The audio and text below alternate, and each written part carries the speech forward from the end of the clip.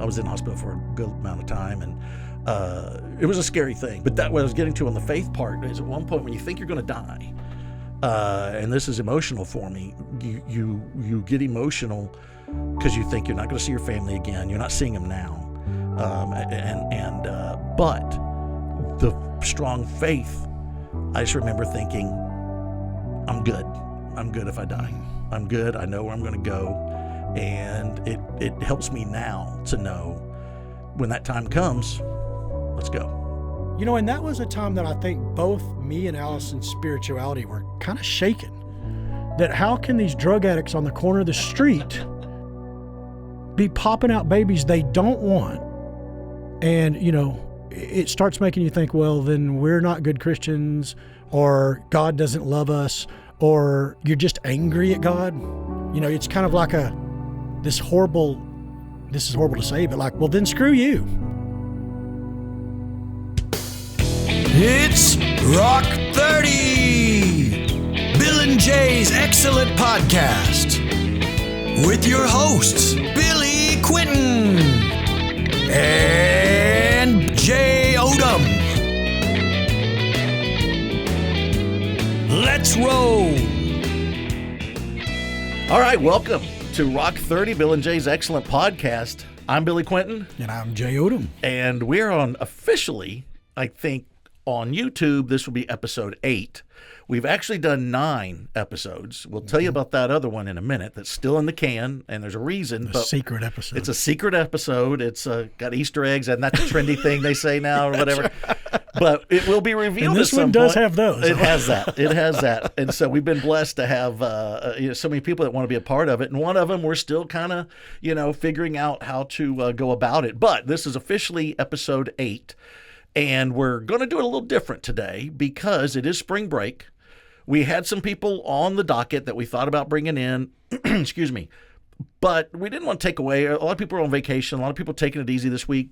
Kids are home, all that stuff. So we thought this would be a great time just for me and you to have one. And please stay with us right now. I can hear the clicks of people going to another pod. Just stay with us. It's going to be okay, I promise. And we're not going to go 2 hours. I can tell people that now. That's or 2.5. Or 2.5 or 3. But we get a lot of questions, and we thought this would be a great opportunity to answer a lot of questions about why we do this, how did this come about, who in the hell is Jay Odom, and who the hell is Billy Quinton? Exactly. I get it. You get it. And so we'll explain how we're together and what we've done to get to this point, why we wanted to do it, and I think it'll be interesting. Y'all will be the judge of that. I'm sure they'll let us know. We'll get them. But there's been a lot of comments, and about 99% of them have been positive. We've had a few that people are a little uptight about stuff, and we get it. And so we want to explain some of that on, some of those comments that are more critical and why we've done some things. And it may not change your mind, but we just want to kind of give you, where we're coming from our end. We kind of jumped right into the deep end right away. We did. With this hot election. The timing was no wings, no floating device. We just went right into the deep end. We did off the high dive. A couple of football coaches and Texas representative in the middle of a heated race. Right. Boom. With people divided and angry. And thank goodness for them. Thank you for all the 3 candidates that appeared. The fact that they would even come on, I'm very thankful that they trusted us enough to come on this crazy new podcast and talk to us is pretty cool. These are people that definitely Justin and Katrina, and I know Dennis has been on a number of other interviews too, but we've seen Justin and Katrina on the Fox and on the other big time, and that they come into our little shack, your little shack. I just come in and join us, and we can't thank the viewers enough for tuning in and being a part of it and letting these candidates have time to answer the questions instead of, a lot of times in the forums, you only have a limited amount of time. There's only a limited number of questions. And we felt like that Rockwall wanted to know and the district wanted to know all the answers. What are these mailers talking about? Is this true? We felt like we did a good service there. I think so. And I think we both heard a lot of comments and got a lot of comments. So it was worth doing. Not to pat ourselves on the back, but let's do a little bit here. But I felt like I've got a lot where people said, and it wasn't us, it was the candidates, it was the forum that we had, but that it answered a lot of their questions and it helped them make their decisions. And so, thank you. And I think that was our goal. We'll go into more detail about our goal for the overall podcast, but what we want to do is strike where the iron's hot, and that's what we did, And we knew that we could start this thing off with Coach Brooks and Coach Webb, and everybody would enjoy that. Yeah. And that was our easy kickoff. So we knew that was easy. And then you throw in Randy Talley appetizer or dessert. That was great. Yeah. Randy's highly entertaining. Which, when Randy, I just wanted to hear him talk. I think that whole episode, I was like, it was just welcome amazing. To my broadcast. I have to remind myself there's a game going on in front of us. I got to tell people what's happening. Yeah, because Randy will go on these great stories that you're all in on. Yeah. And so that was fun. So that was a nice way to kind of ease into it. And then we just, like you said, jumped in. We jumped right in. We put the bathing cap on. We put the little nose clips in, and we jumped right in that deep end. And we heard about it, but that was good. Well, I think we asked, thinking, what if we got Justin Holland? Could you imagine? That'd be great. And then I remember him saying yes. And then I kind of remember like an moment, like, Billy, what are we gonna do? And we had to do it. Yeah. But and I think But you did not know Justin. I had never met him. You had never met him. I know Justin. Yeah. So I think you were a little bit more worried about it than me. I was. And then it was reversed when Katrina came on because you knew Katrina more because you had contact with her and talked to her. Yes. I had never met her. So then it was reversed when she came on. Yeah. Yeah. Yeah. And that was part of the, obviously everybody was so heated about this race. As we found out the comments right away, a lot of name calling, a lot of hate. And that didn't really, and we didn't really delete any of those. I didn't want to, but it didn't feel great knowing we had done a podcast that created 766 posts of basically FU to each other, Rockwallians to each other. To the opposing candidate, to the people that follow the opposing candidate. But we knew it was coming, and that's the way it is. I fully still don't understand the theory behind folks that do post on Facebook thinking they're going to change minds. I learned a long time ago you're not. When all that first came out, I would admit that I jumped in and would give out my hot opinion, but I learned pretty quickly, well, you're not going to change my mind. What makes me think I'm going to change yours? And especially through just a post, you might get me thinking a little bit. You might make me research something, which is fine.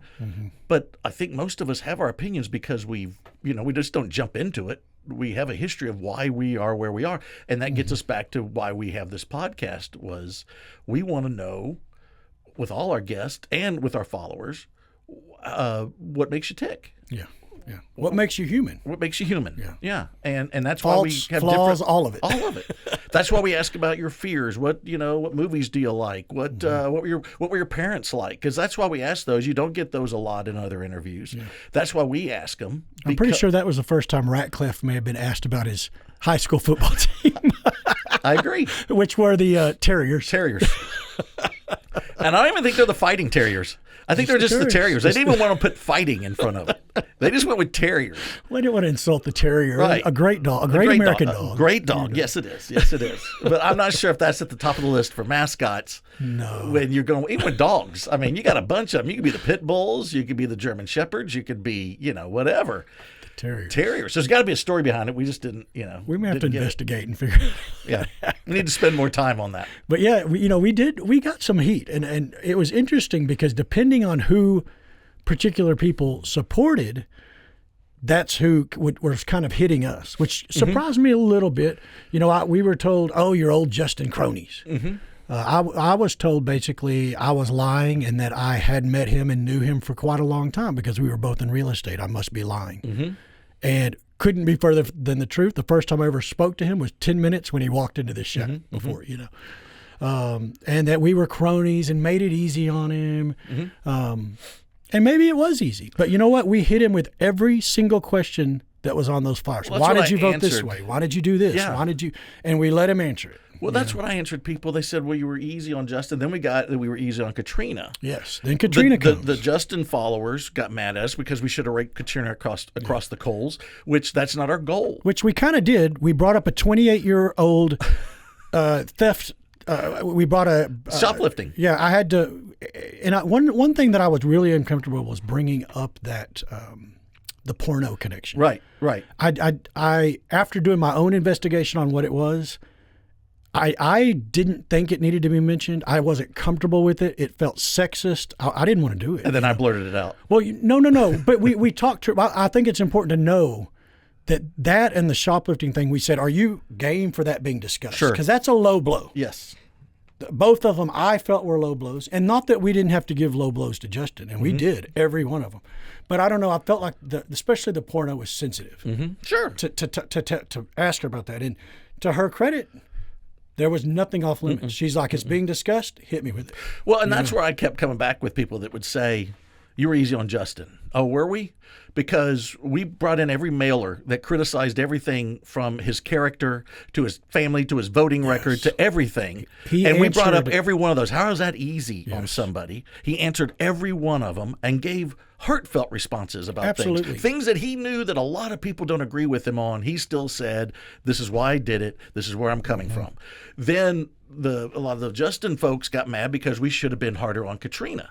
Well, we asked her about pornography in her campaign, about shoplifting. I hit her she doesn't own her own house. I told her that many people don't think she owns her home. Right. I asked her about her personal finances, her trust. Yes, her trust. And then I also that you're a plant. Are you a plant? That you've been planted here. Yeah. Are you? Why are? She grew up in Forney. Right. She did, but she answered a lot of them with legitimate. I felt legitimate answers for things, but you could tell it was things that were overblown and stuff like that. And don't forget the very old tweets. Yeah, and the old tweets, the Malcolm X, right? And even Justin Christianity. had to. Yeah, Justin had to address an old tweet he had. Yes. And so when people said we went easy, I'm like, man, I'd be sweating if people were asking me the questions that we were asking these candidates. I felt like they went easy on us because they both could have tore us a new one with what we were asking. I agree. They were gracious. They both said there's nothing off the table. Right. Right. I mean. They were open and ready to answer. The only thing that Justin got hot about was when I mentioned that he might be a Hawk Yellow Jacket. That got controversial. And he corrected me immediately. He said, now you've gone too far. I've gone too far.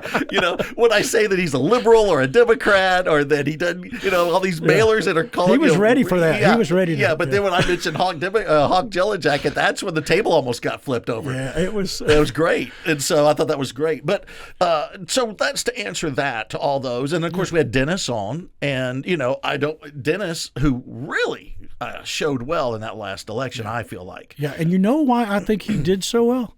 He didn't get caught up in those crossfires. It was like this going on. Oh, and then a guy that just wanted to talk policy. Yeah. Not porno and theft. Right. Or you made one vote out of hundreds of votes a certain way. Right. It was just, let me talk about what I can do for you. He got the space to do that. He's all in. Yeah. I don't care what you think about Dennis, if you vote for him or not, you cannot argue that this guy is not all in. And he goes down there. He's not even a representative, and he goes down to Austin to see what's happening. He knows every bill by the number and everything. And he was saying them to us, and we were like, "Yes, yeah." I was agreeing like I knew. 316 BB4. Yeah, that's yeah. Are you sure about that? Okay, Dennis, we'll take your word on that. But and so I thought that was very impressive, and I thought Dennis was really good and fun. The man sung. I know, it was so great. It's great. I was impressed with all three of them. Yes. I mean, when you think about what they're going through to do what they're doing, it's a lot. We'll talk about it. We're going to go in our backgrounds real quick in a little while, but I'm involved with politics doing marketing for a lot of candidates. I've worked with Justin before. And I see what these candidates go through. And every now and then people are like, well, you ever thought about running? I'm like, there's not a chance. Why would you do that? For almost nothing, because like Justin mentioned, I think you get $7,000 a year to be it ain't the money. No, it ain't the money. But these people stick their neck out. Yeah. And whatever you think about them, okay, great. But they're sticking their neck out, and that's something to be said. It reminded me of when anybody that ever coaches your kids in sports, Little League Baseball, and the parents just rip you. And I remember my answer would finally be, listen, you could have done it. So you decided not to do it, but you want to rip me for doing it. Yeah. I said, you had the same opportunity to come help me do this, but you want to sit over there and just complain about me. It's so easy to do that. It's easy to do. Yeah. And so there's legitimate reasons to complain about these candidates. I mean, yes, these are very important issues, and I 100% agree with people saying they don't like this. 100%. But the one thing that's what's great about this country exactly is they can get on Facebook and say that. And we're not saying we don't want comments. No, we were glad to have them. Love them. But it's but a lot of them are way out there and pretty mean. Yeah, I remember one in particular that sticks in my mind is one of the candidates was called a waste of skin and could not find a corner in a square room. I remember reading that. My wife was like, you know what, though? But I took that out. I decided that was too much. I took it. No. That was you.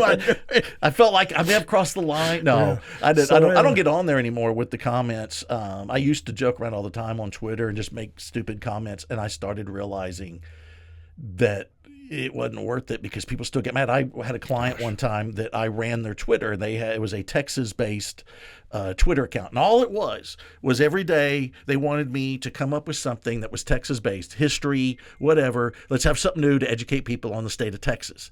So I'd put something out there, but I'd joke around about it. And like one time I remember, what was I'm trying to remember? Oh, the city of Jefferson. I joked around about the city of Jefferson, who it was named after. And I said something to the effect of, it was named after so-and-so. Or a lot of people are saying it was named after Wheezy Jefferson from the Jeffersons. Just joking around. The amount of anger that I got where people were like, that's not true. Wheezy Jefferson is not the name of, like, dude, it's a joke.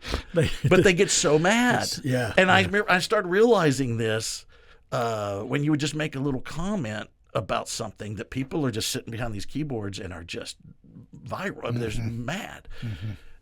You, I think, have gotten. I'm kind of used to it a little bit more because we do the football and baseball, basketball broadcast, and so you're used to people hearing what you have to say. Yeah, people will complain about anything you go public. People are going to complain, and that's great. And we knew that going in. Myself, David Sweet, Randy Talley, we all do these broadcasts, and all of us have been criticized immensely for what we do. And that's fine because I've criticized broadcasters, and stuff, and that's fine. The only time it bothers me is when it gets personal. Don't get personal. If you have legitimate reasons, you're probably right. I should have not said 100 times or whatever it was, but that's a part of it. I think you were a little surprised when you saw the amount of comments on things that you never even thought would be brought up. Right. Exactly. And I remember saying, Jay, you don't go. Just move on. It was rough. Those first when we got into the politics. Yeah. And it wasn't just stuff on Facebook or the other social media. It was stuff people that I consider friends said to me, and not in a horrible way, but just made me think I don't want to do this. Then I kind of started that change, and I was like, no, this is exactly what we want to do. Because if I have something to say, I'm going to say it, and that made me feel like more even wanting to. And let's just let people know we're going to bring people on this podcast that we don't agree with, but we want them on here. And we want them to say their side, and we're going to have fun. I've already gotten a message into some people that are Democrats. I'm sorry, folks. I mean, we're going to get a Democrat on here, I think. We're going to ask them stuff because I want to know how they got to where they're at. But they're going to know that we're conservatives. But we want you on here. We're going to treat you with respect, and we're going to ask you your angle give us on respect. This. Give us respect, and let's talk about it. But also, I absolutely love joking around with people, as people can tell on this thing. I love joking around. I love kicking each other around a little bit for things because I feel like that makes it even a little less harsh. We do this in the broadcast deal where you have the Hawk broadcasters and the Yellow Jacket broadcasters. For a majority of the Hawk broadcasters, there's one that doesn't like to joke around or whatever, but most of them have. We love joking around with them, and we really kick them hard. Just the banter. Yeah. And they kick us back. And we'll do it on the air. We'll do it off the air. We'll do it on text, and it is a blast. And I know a lot of people, that's not their cup of tea, but that's the way I do it, and that's the way a lot of my friends do it, and we enjoy it. Yeah. And I would love to we did that with the coaches here. I gave Rodney such a hard time about going over to Heath. Called him Benedict Arnold for crying out loud. That was good. But I want that. I want to have people on here that are opposites of us. Yeah. I want them to feel welcome, and I want to come. And so get ready to start typing in your comments because we're going to go get a Democrat, and we're going to have a high-ranking Democrat we'd like to get and talk about what's going on. Yes. And all the other aspects, too. I think the worst thing we can do is judge in that situation. We don't. It's not for us to judge. We present it, let them talk, let them tell their story, and that was the other complaints we had a lot when we would ask a question and they would answer it, talking about the politicians, the candidates, and we didn't hammer them back.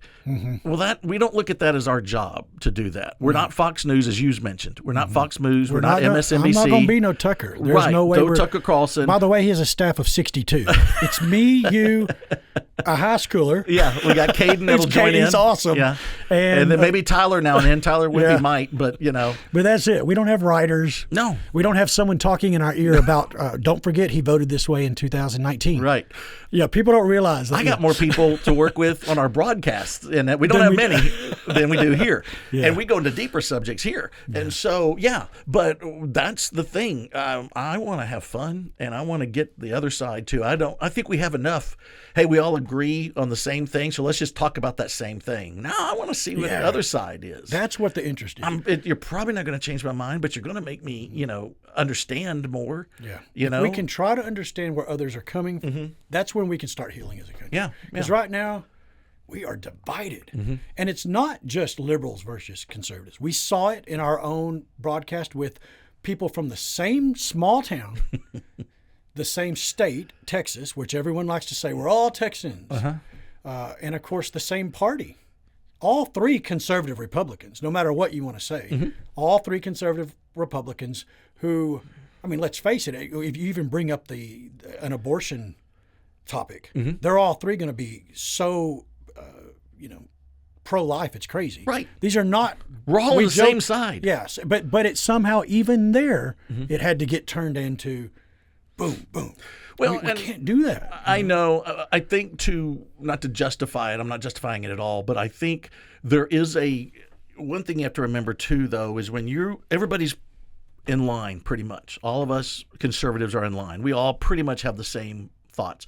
I know Justin voted a little different on a couple of them. We talked about it with the vouchers and the gun deal, 18 to 20-year-olds and all that. A lot of people disagreed with that, but he explained himself on those. But if you're running against somebody, you got to find something. And that's what happens. Yeah. And you got to find that crack, and that's what happens. And it gets blown out of proportion. I've been involved with it before when we do these. I'm not the one that says it, but I get the info, and they say, we need a mailer saying this about so-and-so. And, there's been times I'm like, really? We're going to attack them for that? But that's the crack they found. That's how you win. And that's how you win. Today, you got to separate. Yeah. So, that's what happens. Now. And I just want to cut in and say, I think that's why Dennis didn't stand a chance. I agree. And that's sad. I think it's part of it. He didn't have the money. He didn't have the flyers every day. He didn't have the dirt. But I think he's building, though. And I don't building. I do too, slowly. I don't want to say he didn't have. I don't mean that in a bad way to Dennis, but I firmly believe without all the money and the drama and the flyers, I don't think he stood a chance. And I think that's the main reason he wasn't getting talked about. You know that the old saying, there's no such thing as bad publicity. Right. It's just publicity. People, if they're not talking about you, they're not going to click your name when you go to vote. That's right. I mean, when we went to vote, how many people? When you went and voted, how many people did you not even know who they were? Majority. The railroad commissioners. Yeah. So we're all guilty of that. Sure. But if I knew their name, yeah. I think I know somebody who knows her. Click. Yeah, exactly. That's the name of the game. And we talk about being divisive, and I think it even goes outside of politics and stuff. We're also upfront about, we have the helmet behind me here. We're Rock 30. The reason we call it Rock 30 is we're on the 30 divides Rockwall and Heath. Our logo has orange in it, which is Yellow Jackets orange, okay? Because we're both Yellow Jackets. We're on the north side. We're on the right side of town. We're on the right side.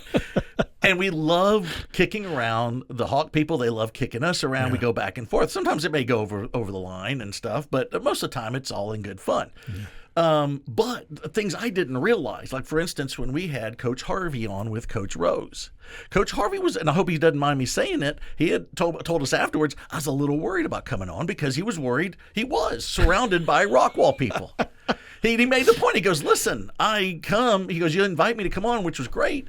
He says, but it's two Rockwall guys. I'm with the Rockwall coach, and even the kid doing the sound is a Rockwall Yellow Jacket. He goes, and I go, dude, that's a great point, you know? But he quickly realized, and he's been great because he then said, because I didn't know Greg that well. Now I consider him a good friend now because we have been talking a lot since then. We've gotten to know each other. And he was afterwards like, man, I'm going to do this again. Because he realized, Connected. we're not against you. We just want to have fun with it. And that's what I want. And I want us to, That's such a great example, not only in the small chasm of baseball, but of what needs to happen to all of us is when we'll have things in our head. You may have had things about him or him about you being the Rockwall guy who didn't like that's you. what it was. And it grows and it grows, and suddenly you're the enemy. That's what it was. But then when you talk, you're like, no, we're not enemies. We love this game, and we're from this community. And one of the best times I had was just the night before. Me and him we texted like an hour, Yeah. just about everything. It was a blast, and that's where it's that's what we want to do. That kind of is what our goal is. Let's get some people in here. A lot of them everybody knows. The John Ratcliffe interview, I feel like that was one of the best ones that we've ever had. John was outstanding. The information he gave out, the fun we had though too. The ability to dumb it down for us. Yes. I mean, honestly, like when I couldn't really think about who he was or what he does, or that he had just been with the Prime Minister in Washington D.C. the night before of Kazakhstan, or a country I'd never heard of. It's not Kazakhstan. Kurdistan. Never. Still. I was corrected on it twice. I was going to look it up to see where it is. But it's like I said, it's with all the other stands. But if I found myself going there and knowing he talks to Trump 3 times a week, I get very nervous. And then I made the mistake of watching him on Fox News and CNN interviews, and I was like, Billy, we can't do this. Yeah. Like, they're smart asking you about all this stuff. We have nothing to say to this man. I want to get to the point. This leads us into pulling back the curtain a little bit, because how many times have I had to tell you, it's going to be okay, Jay? A lot. It's going to be okay. We can do this. We don't need to compare ourselves to CNN. We're not CNN. So just ask him. We're going to joke about who killed Kennedy. Right. I want to ask him about, and John is such a good guy. The biggest comment we got was this guy, John, and I've known John for a while. We joked about it, here where we talked about, I did one of his first campaigns. And he is such a down-to-earth guy that I don't know how many people that have been to where he's been and done what he's done would say, yeah, I'll show up in the shack on a Thursday night and talk to you goofballs. And he just came in. He came in and we had a blast. Yeah. And I know he'll come back at some point. He's a guy that everybody can say this. When you see him at the restaurant, he's going to talk to you. He's not going to ignore you. He's going to talk to you, and he's going to ask you how you're doing. He's going to remember things about it. It's just we're so blessed to have folks like that. Yeah. From this community. From this community. And that's why we want these coaches on, because I think a lot of times the coaches the parents or the fans, they seem to have a little distance from who they are. And it was just, I couldn't stop laughing when Rodney when we talked about the Bass Pro pool thing, and he talked that he is not a good swimmer and he would churn a lot of water, and he had $1.2 million in his mind of he would need that much money, which is, again, very specifically weird number, that he had $1.2 million is which odd. We never did start the GoFundMe. Right. We need to start the GoFundMe and get him, and see what if he'd take it. And I'm also worried that he thinks 1.2 will benefit him the rest of his life. He doesn't have to have a job after that. I'm like, after taxes, you're still only stuck with like $600,000. Right. So, which of course we had to joke was a head high school Heath coach's salary, that's a salary for 1 year. Yeah. So anyway, probably not far off, but let's go ahead. I want to let's talk about, people ask how this came about. Mm-hmm. So I'm going to hand it to you because you had a previous podcast. I did. And so I want to hand it to you, and let's kind of explain how this came about. It was with the Wimpy boys, Bo Wimpy, Cody Wimpy, which the Wimpy family is one of the greatest families in this community. I've known them so long, and we set it up and we had so much fun. But here's the deal. Bo, 21 years old, Cody just a few years older. And here I am right at 50. So I think that was tough to kind of the experiences that I've had versus them. And I think it just kind of fizzled out. Cody was about to have a baby. That's right. Which he's since had. Right. That's right. A beautiful baby Can't girl. They believe that. finally have a girl in that family. Oh, man. And so I think Lisa's never going to talk to any male in that family again. It's done. Yeah. But I think it kind of fizzled out. And then, I just wasn't real sure. I think I was the last guest. You were the last guest. You shut it down. I shut it down, which I shouldn't be proud of that. No. It was good. And then later on, we somehow we talked, And I had said, this is still something I want to do. I think there's something about talking to people and diving in deep and figuring out who they are. But most importantly, what you don't see on social media these days is their faults, their flaws. What's your biggest mistake? How did you mess up? Why did you mess up? Then we can connect. And that's what I really wanted to do. Whether they're coaches or janitors or meet with presidents of nations, which we've had sitting right there. Right. All of the above. Right. Maybe not a janitor. I was a janitor once. I was going to say, I always tell people I'm the CEO, owner, and janitor of Cue Ball Design, so I'm officially a janitor. I can relate. Yeah, you know this feeling. Yes. Yeah. So, and that for me, that had to be the connection of every single guest, is the human part of it, and not get caught up on, whoa, that is the head coach of the Yellow Jackets, or this is a guy that has won 500 games, or 2 state championships. Yeah. Or people that have, like Justin Holland, who has represented us and worked for this community for years down in Austin, and then coming here, but what everybody can connect with is mistakes, faults, and flaws, and how you get over them. And that's where I wanted to go. And I think that resonated with you. It did. And you called me because you were just asking. I think at one point you called. We've known each other. You have been helped us with our mortgages and all that stuff with your company. Rockwall Mortgage. Rockwall Mortgage. There you go. Want to get that plug in for all your mortgage needs? Go to. As I say, rates are wonderful right now. So exactly. So get in touch. They're coming down. Okay. And so there you go. But we've known you for a while. I knew your brother Jim before you. We played basketball and softball together a lot. Jim's a really good athlete and fun. That's another guy that's fun to be around. And so anyway, you called me and we were talking about it. And that's when we kind of were like, why don't we just do it? We talked for 3 hours. We did. It was a long time. Yeah. Which is crazy. Pretty much like a podcast. Yeah.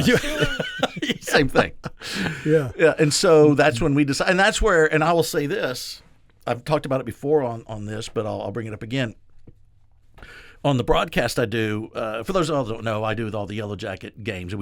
I do football, basketball, baseball, soccer, volleyball, wrestling. We just did. Not the wrestling you thought it was. No, it wasn't. And so, but it was great. It was outstanding. And I do most of them with David Sweet, who's our past mayor, our past county judge, now currently works for the city in the city management department. He has a great sense of humor. Unbelievable. He's great. He was one of the funniest guys I know. That's why I think we work so well doing the broadcast and stuff, David. And then I work with Randy Talley too. And so that's how we know all these people and do all this. But when I do all these, David does a lot with the equipment, but mostly it's in basketball. We kind of trade off in basketball, David's in charge when we do basketball. All the rest of them, I'm the one with the equipment, setting it up and all that. And I just get beaten down with it. And so when you said I want to do a podcast, my first thought was, man, I don't want to do more equipment. And you are a whiz with this stuff. You're unbelievable with audio, video.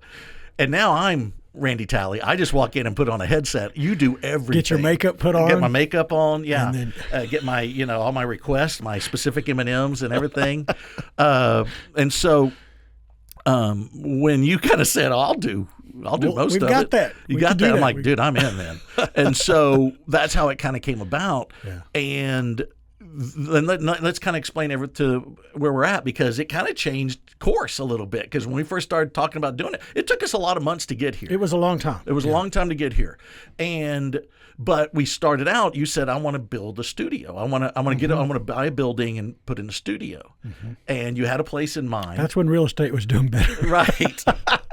And I remember we talked about it. You said, I want you to come by and look at it and think if this will be good. I'm like, okay. And finally one day, we hadn't talked in a while, and so I texted you and I said, hey, I hadn't had a chance to, I want to come by and look at the space.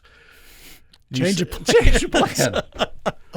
I'm going to do it in the shack at my house. I'm like, whoa, all right. And I got to admit, it doesn't yet have a floor, right, but right. Come look and imagine the vision. So I come over, and you had already done a ton of stuff. And this is what we got, and it's unbelievable. It's small, but that's the only, and I wouldn't even say negative. I like the intimacy of it. It is. It feels. But you've done an outstanding job. The 4 cameras, the sound system, even the view. We're not on the square, but we have the view of the square. You're not supposed to tell people. Carol Crow, a great lady here in the neighborhood. I know Carol. Yeah. She was like, now, Jay, I'm trying to figure out where y'all are at, because I can see the courthouse. but I'm not sure. It looks like you ought to. Are y'all doing it from Trevino's, or where are y'all? And I was like, no, that's just for TV. She wouldn't believe it, I've been telling people too, I'm really worried about the guy that drives that white pickup because it's been there for a long time. Yes, it has. I don't know if we need to report him missing. I don't know what's happening, but that truck has been there forever. Every time we come on, that truck is there. Now, something interesting people don't know. When I was filming this, I literally filmed for 2 hours, standing out there in the cold because I just wanted it to roll. There was a fight that started just outside of the camera frame. Oh, that's great. Literally, like I didn't know if I needed to pick up and go because it was getting physical and screaming, and it was two drunk guys. But as you know, there's no sound on this. But as I edited it to put in this format, I could hear the whole fight going on. I wish you would have got it. How great would that have been just to have a fight behind us and nobody is really paying attention? Oh, I should have scrolled, but I was being so careful not to move the camera, so it looked like a window, right? Right, that's true. Good point. That's true. If you would have moved it, it would have been They like, would've now gave they're it in a all away. mobile building. That's right. That's true. Good point. But yeah, there was a fight going on right about that. now. And so that's how we got here. And then we started putting together the plan. And like we already described, what our plan was is go a little different, a little outside the box on but we want local people. Now, it ain't always going to be local people. No. We want things that affect Rockwall. But if we have a chance to get somebody that's not, super local or whatever, we're going to do it. Yeah. And doors have opened up a little bit because of the success we've had so far, which I think both of us are pleasantly surprised by. Absolutely. We did not expect. I mean, we're sitting here looking at the viewership on, a few of our pods, and it's crazy, and I'm very excited for it, and it's because of the guests. Yes. And so that's kind of opened the door where a lot more people have seen it. And we're actually getting people that request to be on now, which we want to have, and we got to schedule it out and figure it out. But we're not, and I also want to explain that we're not all politics. I know it was a lot there for a little bit, but we want to be everything, and that's why we've had the coaches. We have, but we have some people that we have lined up that aren't politics or sports, and I'm excited about that too. Yeah. So, and we mentioned earlier the little teaser about the podcast we did. Yes, that's true. Which a lot of components to that, but it was the Huffines twins, Don Huffines and his brother Philip Huffines, and so they're kind of connected into some stuff going on with the community. There's some lawsuits been mentioned in the big political race for Texas House. That was another one when I reached out. I never thought we'd hear anything, and then when they said, "Yeah, we'll come out," I had another like, "Oh shit." They said yes. It's okay, Jay. They said yes. They're coming in. All right, Jay.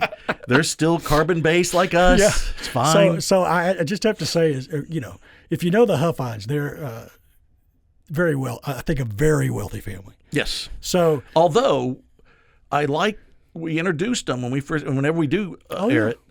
We have 4 business owners. It was those 2 and me and you. And between all 4 of us, millions of dollars have been made. There was millions in this Millions. room. Now, we don't need to divide the pie. Don't worry about that part. Just say combined millions of dollars. Yes, yeah. They were great. And so, of course, this 10 by 10 studio does not have a bathroom. No. So the bathroom for the guests is in my very modest home next door. It's a very cool home. It's old. It's outstanding. But, of course, nobody's had to go in. And my wife's always like making sure it's as clean as it can be and looks good because you never know. And, of course, no one's had to go except both of the Huffines. Yeah, those are the only people that have had to go. The people who probably have $20 million mansions in Highland Park. Right. And Allison's like, of all the people, that they're coming. She doesn't care if Rodney Webb needs to go use the bathroom. Yeah, Tally needs to use that's okay. But, you got these multi-million-dollar guys that are just, one ran for governor. Don ran for governor. But and let's explain why we haven't aired it, because it was a great podcast. It was they very were good outstanding. Podcast. I had a blast. And I found them down to earth, friendly, knowledgeable, and just the knowledge of how they've made money in real estate and how they've been successful in politics. And he was a Texas senator. For a while, for 4 years, I think. Of course, it's very successful run for governor. Right. And then Philip's more in the real estate part of it, and he talked about that. And for those that don't know, they have a development out at McClendon Chisholm, but it's snared up in a lot of court cases, and cities are involved. And counties, and people are suing each other. And so what happened was we do the podcast. They wanted their lawyers to review it to make sense. There are things that are in when you're in the middle of a lawsuit, yeah, you've got to. You got to make sure you don't say things that you shouldn't say and all that. So the lawyers looked at it and said, okay, we got to take some things out. Couple things here. Yeah. And so then also there were some things in it that we didn't feel like, I'll try to word this as best I can. Well, they got into the race a little bit. They started talking about the District 33 race. We already knew we were a community divided on this issue. Right. And the question became, are we adding to this? Mm-hmm. For the sake of sensationalism, because let's face it, great opportunity to bring in high-profile people and talk more about this. Right. And I think we both a little bit afterwards felt like it didn't put us. It was something that didn't help the community. Is what we kind of felt like. They didn't say anything terrible. Let's not put it that way. They spoke their truth. They spoke it, and they were right about what they were saying. But we felt like there was a few things. We're like, I'm not sure if that would be good for our community. For our community, because of the race and what was going on. If this had happened. And there was no race, I don't think we would have had any issues. No. But those comments wouldn't have come up if there was no race. Right. And so, and they weren't bad comments. I emphasize they were not bad comments. They were just things that we felt like we wanted to stay away from the political aspect of it. We wanted to talk more about the real estate and all the great things that they're going to do. Yeah. And you know what I love? We talk about even guys like that making mistakes. Mm-hmm. Remember we asked, what was your biggest mistake? Yeah. And he said, "Oh, that's easy." I think, and they had several. Mm-hmm. And he talked about after the '80s when they lost basically everything. That's right. Having to use credit cards to get in to make bids on property. Mm-hmm. Mm-hmm. Like it just shows you anybody can go broke. Yep. People make mistakes. But they fought back and got back in. And but remember he mentioned his the biggest real estate mistake was not buying all that land in Frisco along what's the highway there? Through Frisco, didn't 75 go through there? Is it 70? I can't remember if he said 75. Anyway, it was 3,000 an acre. Oh, that's right. 3,000 an acre. I forget what road. Yeah. But it's probably $3 million. Yeah. He's like, that's the land we don't talk about. Right.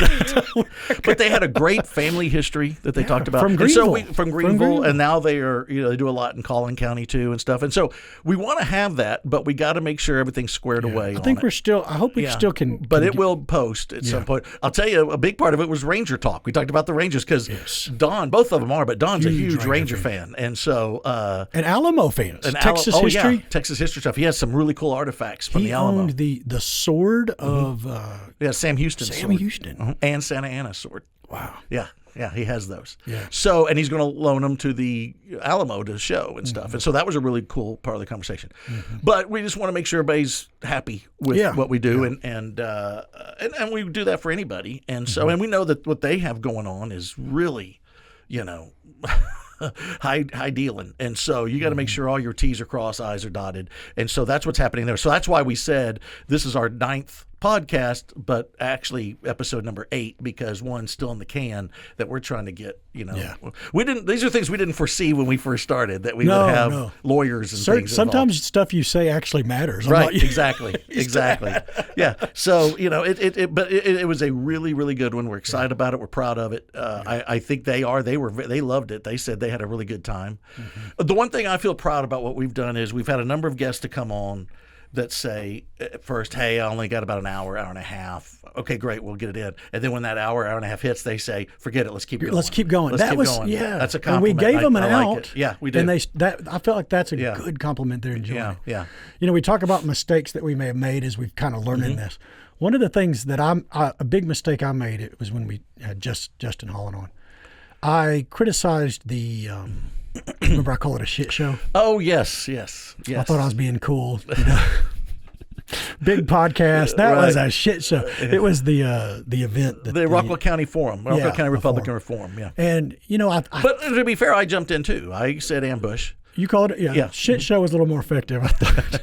That was the one that caused the ruckus with some people. It caused a little ruckus. But, I knew it as soon as I said it, that wasn't good. Mm-hmm. And I almost took it out when I edited it. But I was like, no, we're not going to make a habit of doing that. We're not going to censor. We haven't edited. But what came to my mind was I knew how many people had worked on that event. Mm-hmm. Yes. And how many and it wasn't meant to be unfair just because I may have thought it was unfair. who am I to call something a shit show? I didn't do nothing. What have I done? So I still feel bad about that. Well, but you've talked to... I've talked to them and I apologize and let them know. And I should probably say something, too, because I jumped in. Oh, they said they were really upset. It was I'm you. sure. Hey, get in line for people upset with me. Yeah. But you got to take a number. It's just easy to, like you said, when you're behind a keyboard or you're talking, it's easy to just throw out stuff. Sure. Because you don't realize all the people behind stuff and what they're doing. And what we're talking about is that forum, Justin got shouted down from what I wasn't there. You were there. I went. And that's another reason I shouldn't have jumped in, because I wasn't even there, but I'd heard a lot everybody was talking. Everybody was talking about it. And they booed him. And these events are supposed to be unbiased and supposed to be. And Justin did get, attacked there. But that wasn't the people that put it on's fault. No, it wasn't. And so that's where it got dicey. And I'm glad you did it and talk to them and everything. And we want to have them on, Absolutely. And so, because those folks do a lot of stuff. And we got a lot of people listed that we want to do. Obviously, we'll have politics, but we also have some other people that live here that have done some great things that we want to get on. Yeah. And we also have to apologize for the promotions we have during a podcast on the next one. And all of a sudden, the next one, we're not doing it because we'll have a last-minute cancellation. We promoted Ratcliffe like 6 times. He got a promotion. He got promotions like almost every week. I was like, "Where's Ratcliffe?" I'm like, "I promise, he's coming." But I think that's why most podcasts don't do that. Exactly, we've learned our lesson. We learned our lesson, and so we got a few others that we've talked about that we have yet to. We have a set date, and all of a sudden, the last minute, because these people but they have crazy stuff going on too, and so they have to. We've had a couple last minute cancellations, and so you have to kind of adjust and pivot, and that's what we've done. But I'm excited about where this is going and what we're going to do. And so now let's quickly, I want people, we go back to who in the hell is Jay Odom, when I do this. So I'm going to ask you, who in the hell are you? No, I still ask myself that question. Honestly, I do regularly. Now tell everybody what you do, your whole deal and how you got into this scene. Well, let me go way, way on. Oh, wow. I'm going to. When I was just a small child in Rowlett, Texas, a poor small child in Rowlett, Texas. No, I grew up in Rowlett and went to Rowlett Elementary, Coyle Middle School, Austin Middle School. Well, you're going way back. Yeah. And then finally Garland High School. Yeah. And I actually, I was a musician. I am a musician. So I started studying with an opera teacher from the Dallas Opera pretty early on. Wow.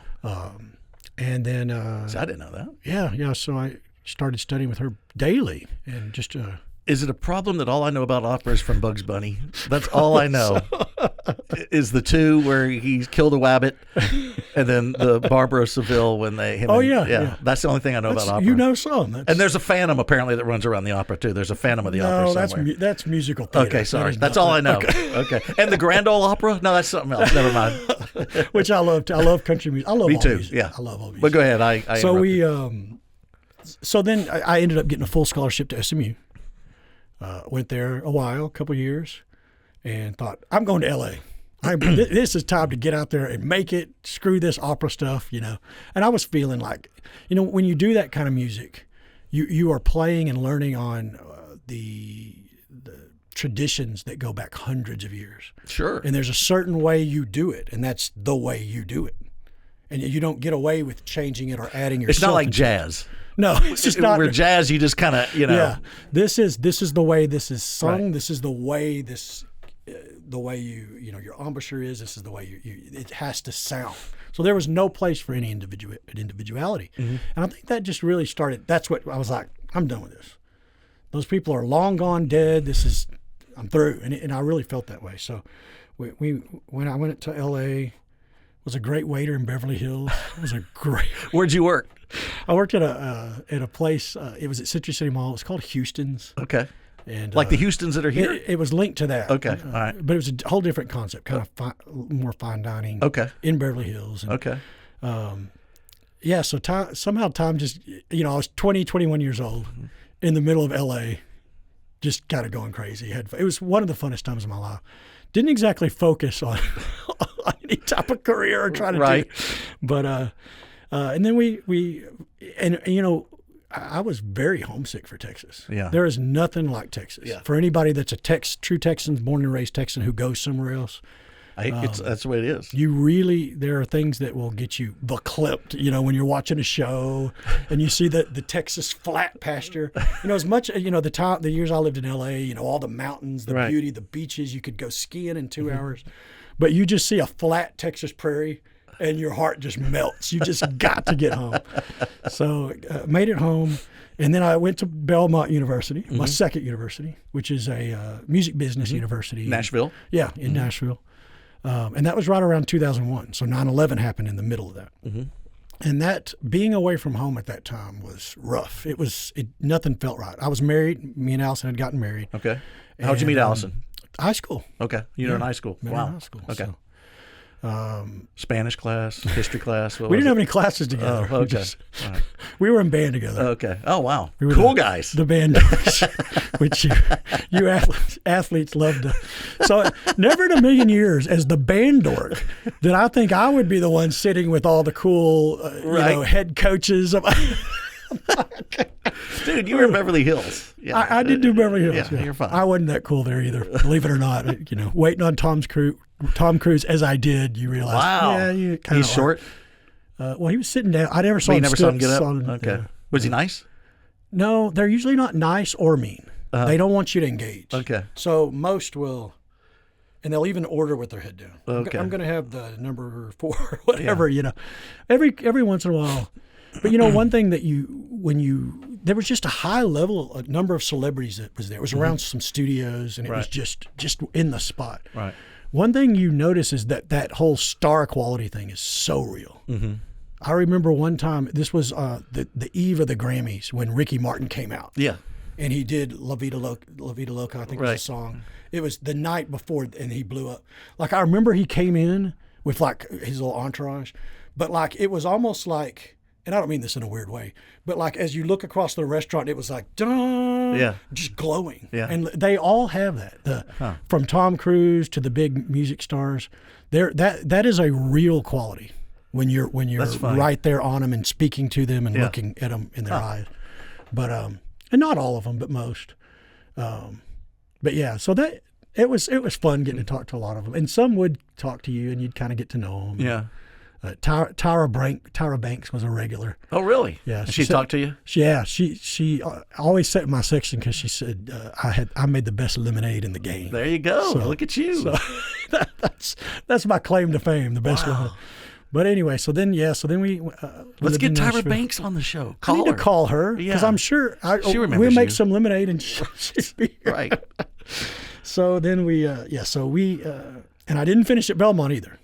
Oh, this is good. So 2 very expensive schools. Right, yeah. Very expensive Yeah, schools. you said Not F a them, great- and let's just move Yeah, on. they didn't give me a scholarship to Belmont. Oh, so you went that's- and paid. Yeah, that Okay. wouldn't hurt. Yeah. Yeah, that's a private school. That's going to be dicey. Yeah. So we came back, and I had when I moved home, it was a rough time. That was like I said, 2000, 2001, the unsure weirdness of 9/11, Sure, and just not knowing what I wanted to do. Like, okay, maybe I'm not going to be a huge star, kind of thing.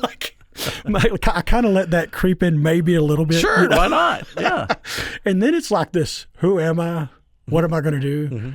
How long am I going to wait tables? I don't know. There's nothing. I don't want to do anything else, And I was on a race horse that my parents had, and the saddle broke, and I came off hard in a full gallop on a thoroughbred. And I looked down, and I knew it was like, I was kind of seeing stars from hitting so hard. But I looked down, and my foot was turned the other way. So Dak Prescott, Yeah, he injured his foot. Right, His it foot was came pointing the other way. Came Yeah. out of the socket, and so I knew, I'm not going to be waiting tables for a while. Right. And my brother Jim, who you mentioned, said, "Hey, I'm doing these home loans, mortgage loans. You should come do this, man. You can make good money. It's great. You can make your own hours." And I remember thinking, "Oh, that's it. That sounds exciting," But I was like, "Okay, yeah." So I've been doing that since 2002. Yeah, you've been doing well with it. Well, yeah, I think I finally came to the conclusion that I guess this is what I'm going to be when I grow up. But you like it though, right? I do. Yeah. You know, there's a lot. That's the important part of it. You know, like any job can be mundane, and there's the bad parts. Sure. But, you know, to be self-employed and be your own boss, you know, it's something you take for granted. But it's a great thing, you know. And now we get to the easy part of your life, twin teenage girls. That's right. That Yeah. came as the crash of 2008 came. Oh, wow. We tried for years. We had fertility problems for 6-7 years. Yeah, we know the feeling. Yeah, we had it too. You know, and then finally, Then I realized I wasn't doing it right. I was like, oh, that's what it okay, is. there's the problem. So yeah, go ahead. So Sorry. you got through that. Yeah. So we, where was I? That threw you off. threw me. All these images came to my mind of what doing it wrong means. But anyway, so we finally got pregnant. 2008 came, crash, couldn't pay my bills. Electric light gets turned off twice in that year. Oh, wow. Literally. Wow. You know.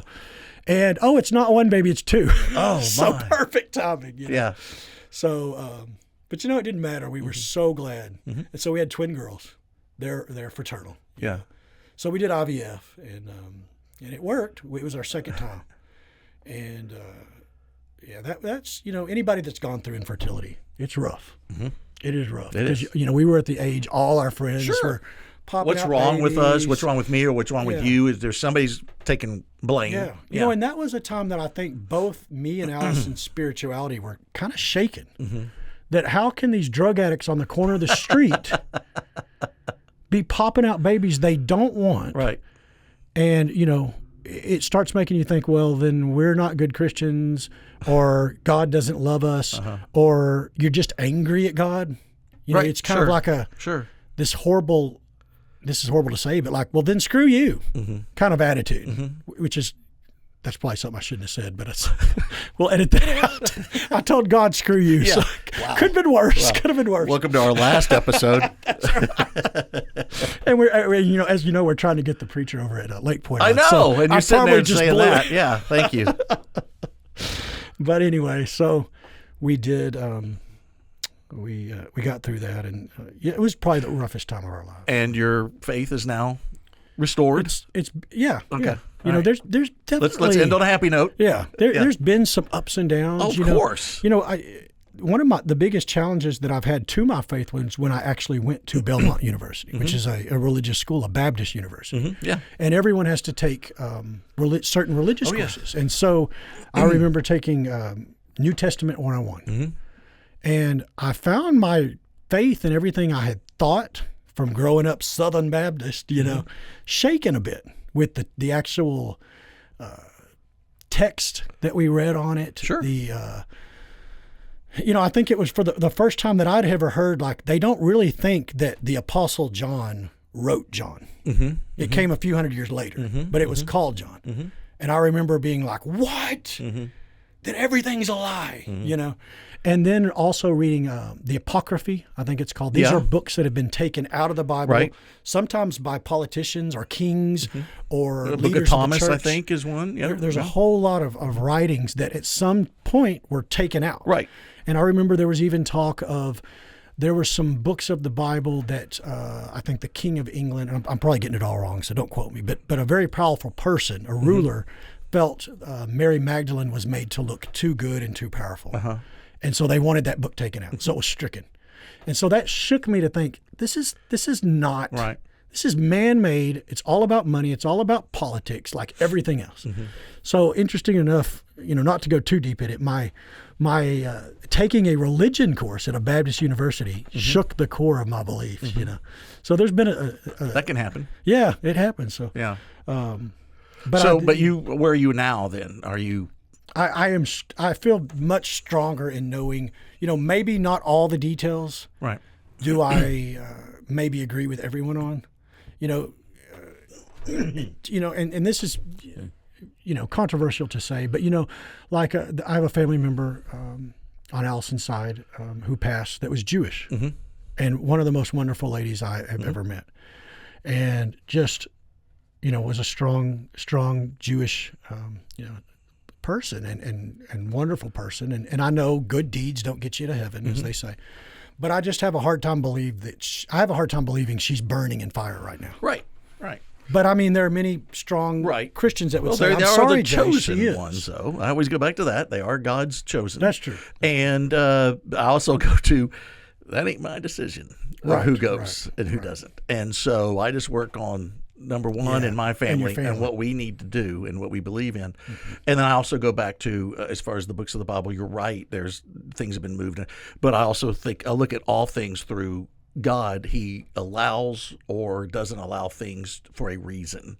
And so there's been terrible things. The worst thing that could ever happen for a parent is their child die. Well, he allowed that to happen to save all of us. So I look at things, negatives can be positives. Absolutely. Is the way I look at it. So when people start questioning the books and things like that, I just say, that's not, all I know is this is what God has sent me to read. I'm reading it, I'm believing it, and I'm moving forward. And who's to say, just because it came about to this final Bible, this particular way, that wasn't in God's plan? And I think, I believe the Catholic Bible has different books. They have some added books to it. That doesn't mean that those aren't legit either. And those people that So that's where I come back to. This is my path. We always talk about it's a personal relationship with God and with Christ. So if it's personal, it means it's a particular path, and this is mine. You have yours, and all that. And so that's the way I don't get bogged down in a lot of that. I think it's too easy to get bogged down in the language of it. Right. And for me, it was. I think what I realized, and it hit me real hard at a particular time that I was struggling, was there's only joy and happiness and peace to be found in Jesus and in God. And it came to me strong, and I knew it to be true. And that's all that matters. That's the hard thing to explain to those that aren't Christian. When they say why and all that, and you can't explain. I think most Christians have had that moment when you have that strong, whatever you want to call it, epiphany or whatever it is, when you know Christ is with you and He's there and you are doing what you're supposed to do, and you try to explain it to somebody and say, listen, all I'm telling you is go on this path. It will happen. It will happen. And they don't want to hear it or they don't believe it. And that's like God tells us, you plant the seed. It ain't up to you to bring that one there. Let God handle what He handles, but you give them that seed and say, here's what I know. Take it for what it's worth. Yes. And I know we're kind of getting deep in faith talk, but I've never... Probably the furthest I ever away was my faith. I'm Christian. I grew up Disciples of Christ. What is that? That's basically a break off of the Church of Christ. Okay. Basically, we joke around. Church of Christ is relatively strict, with a lot of things. Disciples of Christ are like, we're gonna have instruments. We're gonna have a little fun. And so y'all allowed the piano and organ back into the church. Yes. Well, there's only 12 of us. No, I'm kidding. But yeah, and so is and it's almost non-denominational if you want to get down to it. I don't say that. I mean, TCU is based on Disciples of Christ. I believe. Yeah, I think that's the base of it. So anyway, but I grew up in Lampasas, as I've mentioned before, and in the hill country against what Rodney says. He always battles me on that. And then I did finish college. Unlike you the first time around? First time around, yeah. But did you have a full scholarship? I had a partial. In what? Graphic design. You did? I won some art show, and I got like $1,000. I always forget. I always give you a hard time. One day you said that you supported the arts, and I was like, Billy, please, the arts, because I just see you as a sports guy. Right. But I forget you are an artist. I'm an artist, but I don't support the government whatever you want to call it, the endowment for the arts and stuff by the government. Yeah. I don't think the government should be involved in art. The government's got its other jobs. But you're actually a talented artist. Like you draw. I always forget that. So, I was the political cartoonist I went to Southwest Texas State, now Texas State. And I was a political cartoonist for the paper there for 2 years. Really? For the University Star, yeah. And so then I had my own comic for a while, was in a number of magazines and things like that, and did that for a little bit. Didn't make anything off of it, but it was fun to get out there. And I got a degree, and back then it was commercial arts, bachelor's degree, and I think now it'd be a degree in graphic design. But then I got a job in Dallas and at a sign company. I graduated in 1990. Okay, this is when Macintosh is starting to come into play. But my whole 4 years, actually 4.5 years in college, we didn't do anything on the computers because you weren't using them. And then as I'm graduating, the Macintoshes start making their way into the colleges, and you start getting educated. I didn't know how to work. The quality a was computer. so low at that point, right? Well, I think the quality was even. Oh, the computers. Yeah. Oh, As far as like you weren't going to do professional work on it. No, you would. You had PageMaker back then. That was the program. It was a big program back then, PageMaker and stuff. And so you did, but it was more layout programs. You still had to draw everything and then scan it and then put it in. And it was really, it's very bare bones. The screens were black and white, when it first started. You didn't have color screens. And so the way you looked at different colors was if you wanted red in something, the red would be a hash, checkers. It would be a pattern of checkers. Blue would be diagonal lines. Green was vertical lines. That's how you knew what colors were in it, and stuff. So it was really difficult, but obviously everything advanced and all that. So I had to get a job at a sign company and manage a sign company. It was still graphics because I still had to do things for signs, but it was very basic. Met a guy that was a client of the sign company, but he had a little studio, and he saw my work, he saw my art, and he says, I really could use you. But I said, I don't know the computer. And he goes, well, I'll tell you what, if you want to come by my office after hours, I'll let you into there and you can learn the Macintosh. I did. He hired me, went work for a few agencies. And then we go back to 9/11. I'm working at the Beard Agency in Dallas.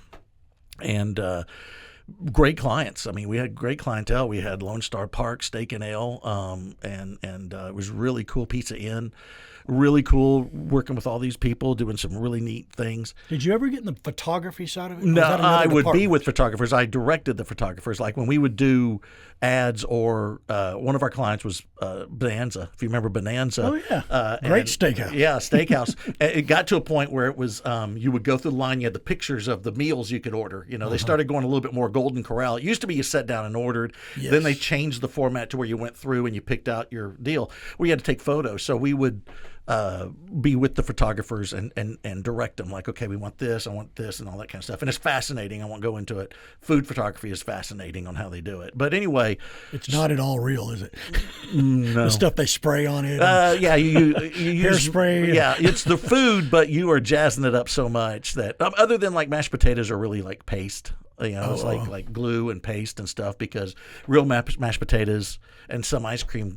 It gets yellow. But this is before you really got into Photoshop too. Now you can do the real stuff and then go into Photoshop and do whatever you need to do. Mm-hmm. But anyway, but I'm at Beard Agency, was the senior art director there, was doing well.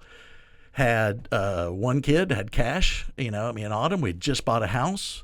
A second house. When did you get married? You skipped over that. I did. Okay. Got married in 94. Met Autumn through friends at a housewarming party. I had some friends from college. Okay. She taught with my friend's wife, and so she's at the housewarming. And I'll never forget this, and I hope it doesn't offend anybody, but, so my buddy's there, and he goes, hey, man, we've been telling you about this teacher that my wife works with, and she's right over there by the sink over in the kitchen. And I saw it, and she was with a not attractive woman, and there was Autumn, and then there was a rather large woman. And I said, she better be the hot one in the middle. And they said, yeah. And I go, okay, I'm on board if it's the hot one. And you're saying I'm going to get us canceled? I know. I know. That's it. So we meet there. I try to impress her with some jokes. She's not impressed. In fact, she blows me off. I try to ask her out, and she blows me off there with really weak excuses. I finally gave up, and then I guess she, for whatever reason, called me one time. She was wanting you to I guess. keep at it. So she called, and I was like, all right, if you really want to. And so we ended up going out, and everything worked out. And but I did have to. She's Old Rockwall, her family. She's Laughlin. Her mother was Paulette Laughlin, county clerk here forever. Which anybody who knows anyone about or anything about Old Rockwall, it's I've been here 4 generations. Right. We go back 8 generations. It's right. all about it's all generations, and she's had a few. She's had them. And Glenn Burks is her dad, and so you have the Burks, and then you have the Summers in Ray City, and so the family is connected there. So anyway, I learned quickly that I just had got into this, parade of long-standing families, and it's been great. But her deal was, we're never leaving Rockwall. If you marry me, we're never leaving Rockwall. So I said, okay, but I will. If we're gonna make this deal, I never miss a Cowboy game. And she's like, deal. So I have not missed a Cowboy game since we've been married. And I'm talking like TV or in person. We had season tickets for a while. But even when big events have come around, for like family reunions and stuff, if it's during a Cowboy game, I get a free pass. She cannot say anything. And you've never mentioned leaving Rockwall, I'm assuming. We never have. And that's what I'm getting to. It's the greatest place. You think with the place you grow up, you think it isn't going to get better than that. And I love Lampasas. I grew up there. And I always longed for it. It's in the hill country. It's beautiful down there. Here's a little bit more flat, And I first moved up here. I'm like, what am I doing? And then you start meeting everybody. You start getting involved with things. And pretty soon you're like, this is a super cool place. And then so, of course, now here I am 30 years later, actually 32 years later, and we're doing a Rockwall podcast. I get to announce for the Jackets, been on a number of committees, Rotary Club, all these things that you get to be a part of in, I think, the greatest town in Texas. So that's how we got into. So we have 2 kids. We had the same infertility deal. It took us about 7 years. And then we have our son Cash in 2000. And then 9/11 hits. Autumn's pregnant with our daughter Berkeley. And I come home and on 9/11, and it was right after 9/11, about a couple weeks afterwards, and advertising took a hit on 9/11. Nobody spent on advertising. So a lot of agencies went under. A lot of agencies, of course, had to, lay off a lot of people, including. And I kept thinking, I was being told the whole time, "Oh no, you're fine. You're senior art director. We'll have to." And I had to lay off some people that were on my staff. When it was very hard. But I felt I was pretty safe. Then one day I'm called in, and every time we laid somebody off, they would call me, "Billy, can you come in and bring so-and-so?" And you knew it was coming, and we'd already talked about it. And one day I get a call, "Billy, can you come in my office?" And I'm like, "Who do I bring?" "You don't need to bring anybody. Just come in. This is the owner." And I come in, and I sit down, and I see the creative director, who's my boss there, and I'm like Joe Pesci in Goodfellas. When you walk in, and you're like, "Oh, no," and you're going to get the shot to the back of the head. You just know. I just knew then. So I remember coming home, and I lost the job. Autumn's pregnant. We just bought a house. And I said, "Hey, good news. I also lost my job today." We had no choice. I said, "Let's start." They're not hiring. Nobody's hiring art directors or graphic designers. So we need to do it ourselves. So I did. We started on a little shoestring budget, and I had cleared out the attic in our house, made it an office. And here we are 22 years later and with Q-Ball Design. So that's and then Berkeley's born. And so Cash graduated from Dallas Baptist. He was getting his master's at DePaul, had to leave Chicago. I won't get the details, but had to leave and come home for a little bit. So he loves Chicago. Did he? He loves it. He still misses it now. Exciting city. It's his, and he loves it. But and so he came home and he's now working for the city, and is living with a couple buddies from DBU. My daughter is at Mary Hardin Baylor, Berkeley, and she's in nursing school. So there's caught up. Yeah, there we are. But you talk about the faith. I was going to get to the faith thing real quick. A lot of people know this, but when COVID came in, I was like a lot of people. Yeah, this is serious, but come on, And then I got COVID, and it was very serious. And I basically get rushed to the hospital. When did you get COVID? 19, I think, or 20. Maybe it came out in 20. It came out in 20, so it was 20. Yeah. I started teaching at 19, and then I got it in 2020. Yeah. So one of the earlier cases. I think so. Cash had it first. He got sent home from college. I remember I was so mad because I'm like, why are you sending him to spread it to us? But then I realized they had to because they couldn't have it spread there. There was nobody that could watch him. Mm-hmm. So he had it. He had it pretty bad, but not, it was horrible, but not super bad. And then I got it where I had to be hospitalized. How quick? From the time you felt sick to you were in the hospital? Well, I got sick.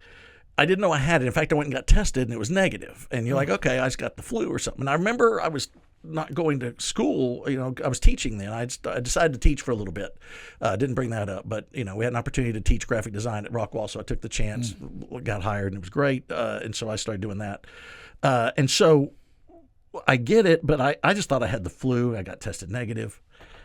Then it kept staying. It wouldn't go away. Then finally it was and I also do the broadcast, as I mentioned. So we have a game that night. We're supposed to broadcast on a Friday night. And that Friday morning, or maybe a little sooner than that, I started feeling bad, and it went downhill like crazy, throwing up, headache, skin. I couldn't touch my skin. It was painful. I couldn't breathe. All these things. So Autumn rushes me to the hospital. So you're having trouble getting air. Yeah. Which is the scariest feeling in the world. Right. It's horrible. And so they take me. I get to Presbyterian here in Rockwall, And this is at a time when there's no medicine for it. They hadn't had anything approved yet. And so, and then you can't have family members. Everybody's staying away. So you take me into a room. And I barely remember all of it. I do remember going in and them telling me this was hard. It was, we don't think there's anything we can do. There's a good chance you don't make it through this. And thank God for my wife, who fought and called everybody and got me transferred to Baylor, because Baylor was they could, what do you call it, where you could do the test of the vaccines. I'm going blank right now. And that's one of the COVID effects. I can't think of things anymore. You still forget words. I forget everything. And so it was where you could test the vaccines before they're legal, but if you go into this hospital, they can use them on you, and you have to sign a deal. Part of a study. Yeah. And so experimental drug, they were doing the experimental drugs for COVID. So I get transferred there, and same thing. They're like, listen, we don't know. And I remember, then I go out of it for like 3 or 4 days. I don't remember anything from it. Then I remember coming out of it, and that's when they said, yeah, we think you're going to be fine. It just took forever to heal. I was in hospital for a good amount of time, and it was a scary thing. But that what I was getting to on the faith part is, at one point when you think you're going to die, and this is emotional for me, you get emotional because you think you're not going to see your family again. You're not seeing them now. But the strong faith, I just remember thinking, I'm good. I'm good if I die. I'm good. I know where I'm going to go. And it helps me now to know when that time comes, let's go. Let's go. Because, as a Christian, the best day of your life is when you die, because you get to go be with Christ, but we don't look at it that way. We think of all our earthly stuff, which we should. We want it both ways. I'd like to go see Christ, but then I'd like to come back, and I want the family with me. And I'm not missing a Cowboys game. Right. We're playing the Commanders next week. Delay this? Come on, God. So anyway, but yeah, that was kind of my story there, and then been doing the broadcast forever too. Been doing that for going on 18 years, coming up with David. You thought I may die. Oh yeah, definitely. You were really feeling definitely. And like to this day, I still can't do stuff. The guys give me a hard time, but I can't. I have no oxygen hardly. The oxygen level's fine, but I have no capacity for it. And they're still trying to figure it out. And they said a lot of post-COVID people, they think it's oxygen in my blood that could be the problem, because I've done the lung test and everything, and the lungs are fine, but there's something that keeps me from. And I've done the walking and tried, and it feels like it makes it worse. I can't do it. I go help with laundry, and I'm done moving clothes around. I got to go sit down and take a break. And then the memory thing. I had to go to therapy for a long time for my mind deal, and for the physical therapy, and do all that. And it's been nuts. It's absolutely had hallucinations when I finally got sent home. I didn't know I was having them. And then Autumn would tell me later on, she's like, oh yeah, you thought that so-and-so was here and they weren't here or whatever. Yeah, I didn't remember. So you were scaring the hell out of her. You were talking to people. Oh yeah. I was she was like probably thinking he's dying. He's seeing his uncle. Yeah, exactly. Well, hello, Jesus. Thanks for popping by. Jesus. Yeah. And so, it was weird. It was, and that's what made me think of it when you talked about the faith thing. I think God will test us, and because I always have gone against the people always say the saying of, hey, when God will never give you more than you can handle. I disagree with that, because I think God does give us more than we can handle, because we have to lean on Him. You have to let go. Yeah. Because you cannot He wants hold us on to lean on Him. And that's what, if you do that. That's a really good point. And so that's where I come back to that. And all families have had these things they've had to deal with, much worse than I've had to deal with, or you, or whatever too. And so these are just our stories, but it's a crazy thing. But it also, these crazy things test you and make your faith stronger. Yeah. And I don't think this is the direction we had to anticipate to go on the podcast. We didn't really have a direction. We just so if everybody would open up to First Corinthians, or as Trump would say, 2 Corinthians. 2 Corinthians. Yeah. That's right. So anyway. So, talking about COVID, I'm very much, part of the group that kind of says COVID was the biggest scam in U.S. history. But hearing your story, you can't really argue against that. Like, it was a dangerous disease. I can to a So how do degree. you feel when people say it was a joke? It wasn't and a you joke. nearly died? It was a real disease. I do think that, and I do know that it affected people differently. Some people got the sniffles, others almost died. They're trying to figure it out. A lot of it comes down to person's blood type or whatever they think, and they're still trying to figure it out. When I had to go to Southwestern, UT Southwestern, where I went to my therapy and all that stuff, and talked to him. And my doctor, my COVID doctor, he talked to me about it. And he was like, listen, it's his deal. He compared it to when AIDS came out in the 80s. He said, remember when AIDS came out, we had nothing we could do. People were dying and there was nothing. But you give us time and now people don't die from AIDS the way they did in the 80s. There's drugs now they can't cure it, but they can help you. Mm-hmm. And he said that's what's going to happen with COVID. And it's already kind of, Now, to your question, I think there's a lot of stuff that's not right about the way it came about, by the way it's been handled, by the way people have taken advantage of a pandemic to give themselves more opportunities and to take advantage of people. I'm not saying that didn't happen. I question the vaccines. I do. I'm not saying that they're bad, but when I first got back and they told me at the very beginning, even though a lot of times they said, hey, when you have it, your immune system's stronger. Doctors told me if you get it again, you're going to die because you're not going to make it. But you had it this year. Well, when I first came back is what they were worried about. But I had it this year, okay. But this is 4 years later. Yeah. And it was fine. But I was scared, I'll be honest with you. And I had the vaccines. We got the vaccines because we really had no choice. I got to do something. I don't agree with what happened when people were getting fired if they didn't want to take the vaccine, when they were forcing people to do it, and you're going to lose your job or you're going to be, I think that's horrible. That's not what we're about as a country. Now, I understand the people's side that say, well, you're going to be contagious. Well, then, or do we have freedom for, I hear the liberals all the time, my body, I can have an abortion if I want to. It's still my body. If I want to get a vaccine or not, but it was the Democrats, it felt like, or the liberals that were saying, you got to have it, you got to do this. Mm-hmm. Well, this seems to be the opposite of what you've said for other things. So, but I don't think I've gotten the vaccine lately, I worry about it because I do worry that these things came about really fast. Yeah. And I think there's also things that we may find out years from now that could have been negative that we think is positive. Maybe, I hope not. Mm-hmm. Could. Or it could be great. It could be that these vaccines are exactly what we needed. But I don't think that everything was hunky-dory with it. Right. I think it's a true disease or a true virus. Mm-hmm. Mm-hmm. But people took advantage of what happened. And I think people still are. And I also think that we needed to, I hate to say it, but the mask thing, it was needed for a time. Now it seems to get to a point that we have where the COVID is not as strong as it used to be. I look at it now like the chicken pox and everything else. I think now we need to kind of get it in our systems maybe. Mm-hmm. There's always those theories of... I don't really know anyone who hasn't had COVID. I don't either. I think most people have. Everybody I know, I think, has had it. Right. And I think you're one of the only... And this is one of the things that was hard for me is working in the industry that I did.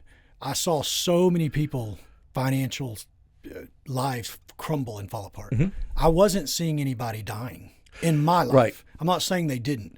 I just knew many people whose lives were torn apart by them saying you can't work or go to a restaurant anymore. Mm-hmm. But I didn't know anyone who was dying. I agree. And that's where I was at until I got it. Mm-hmm. And then I was like, holy cow, this thing is real. Now, do I think it was a natural virus that made its way here? I think there's probably some evidence that there were some things happening over there in China, and it may not be the most natural thing that happened. I don't know, but I wouldn't be surprised. I'm not saying that's what happened, but you could convince me. But you're right, and we didn't know anybody. But then our neighbor died from it pretty quickly, and then were they older? No, it was my age. He was my age, yeah. And then there were some other people that when I got released from the hospital, the day I got released finally, which was the greatest day of my life because I thought I would never leave. There was two people, I'm not going to mention names, two people that I knew that were going in with it that were pretty serious. Now, they both survived it too, but they had a terrible time.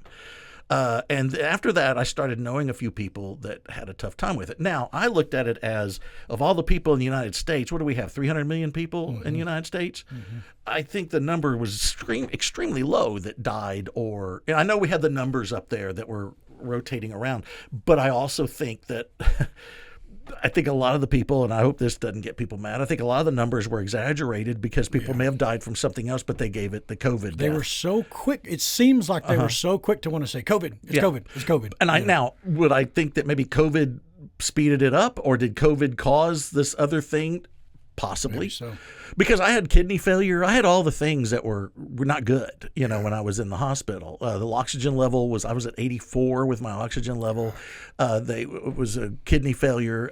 We had all these things that were going wrong. And, but it can be serious. But I think it was something like anything else. I think if somebody gets the flu, it's going to affect one person different than the other person, and stuff like that. And so I just got unlucky, I think. Do you think if you had been put on a ventilator, you would have died? I was a lot real of people who close. say that if you were, I don't know. Maybe I was on a floor. Here's the thing that I remember. I was on a floor that was the COVID floor. They made floors, and so I was on a COVID floor. I don't remember coming into my room at Baylor. I just remember being in there, and of course, the first thing I see when I kind of come out of this stupor, or whatever you want to call it, they're in the big suits and the tubes and all that stuff. You don't even see. Did you think you were dead? This is yeah. it. It was a weird thing to come out. I went back to the Back to the Future scene. Remember when he goes and his dad, he tries to scare him and he acts like he's an alien? That's what it felt like. And so, but these nurses and these doctors were unbelievable, but they had to come in. They would do all this stuff. Then they had to, every time they came in to treat you, and it was a ton of treatment. I can't tell you how many shots I got and how much stuff you got to get. Then they had to take everything off and put new stuff on to go to the next room. And it was just a constant of these people. But I could hear people screaming and terrible noises of people because it affected people different. Mine was painful in the skin thing, but it went away when I woke up. It was gone. The whole thing. But other people were having very painful things that were going on. And I remember one day asking about a guy that I could hear screaming all the time. You could hear, even through my door shut, you could hear him. And one day I didn't hear him screaming. And then I asked the lady, and she's like, well, he passed away. And that scares you. The floor above us was the ventilator, if I remember right, was the people on ventilators.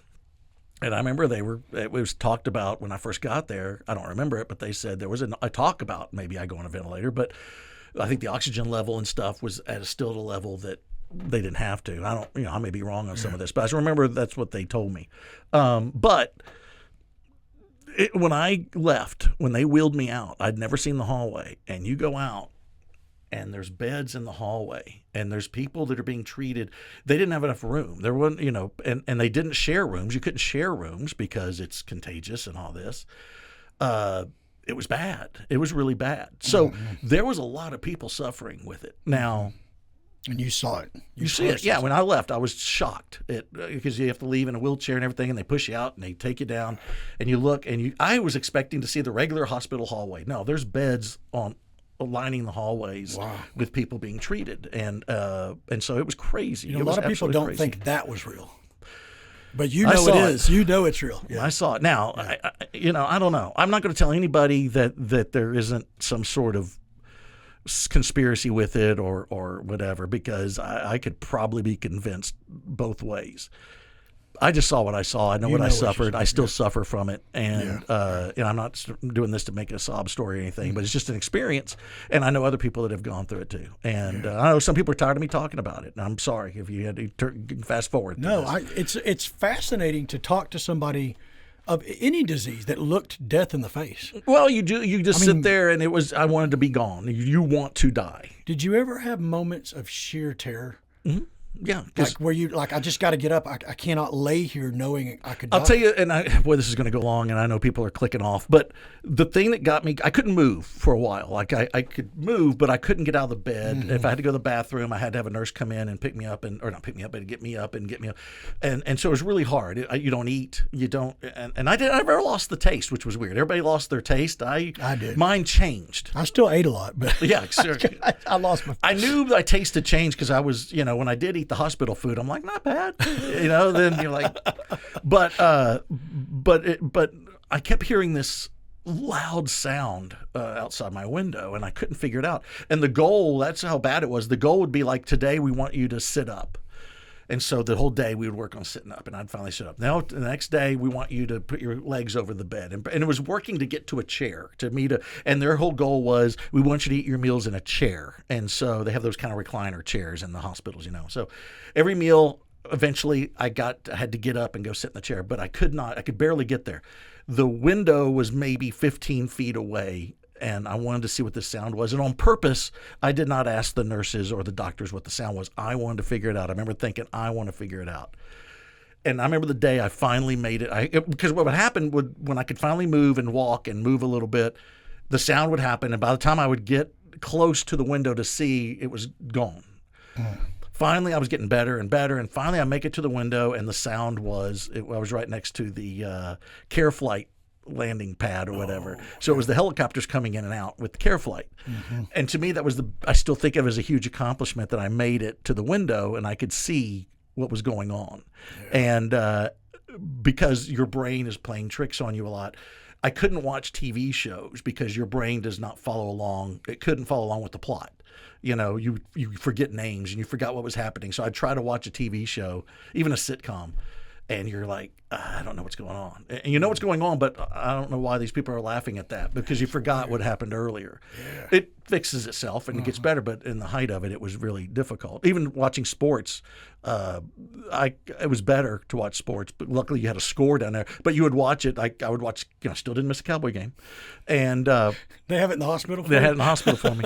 And but I could, thank goodness for the score that's always on there, because you'd be like in the middle of it. Like, are we winning or losing? Which quarter are we Yeah, in? where are we Even at? then? Where are we at? And then you would have to remind yourself. It's probably really helpful in rebuilding some of those brain connections, watching sports. That Just and everything you Yeah, gotta but do. now I do a ton of games on the phone yeah. to make the brain work, and a lot of word games, all that kind of stuff, just to kind of go. I don't, this is long. I didn't want us to go. We may have to do some editing on this. It's fascinating. I mean, you look death in the face. Well, I don't know if it was like that, but it was. Well, you thought you were going to die. Yeah, and that's they not a- said we can't guarantee that you're going to get out of here. I remember that. But the And so, just but you do want to. At one point, I wanted to die because it was painful. It was miserable. you thought, let's just end it now. I'm ready to go. I'm ready to go, God. Come get me. I'm go. And you cry. I remember crying. I remember thinking about my family and all that. But the pain and the suffering and the where you're at and you can't do anything, you're like, I can't live like this anymore. And you were alone. Yeah, you're alone. You have no family there. And I couldn't, the only way I could contact, obviously people would text or call, and I couldn't talk, so I would text. But you can't really, it's hard to text then. And so Autumn would text, or she was doing great. She would call the nurses, and the nurses would give me a message too. And they would say, okay, talk to Autumn. She's da-da-da-da, and they would, she was great. How did she do during that? From what I understand, it was pretty she's rough. a strong woman, but She is. that It was pretty had rough. to take her. It was pretty rough.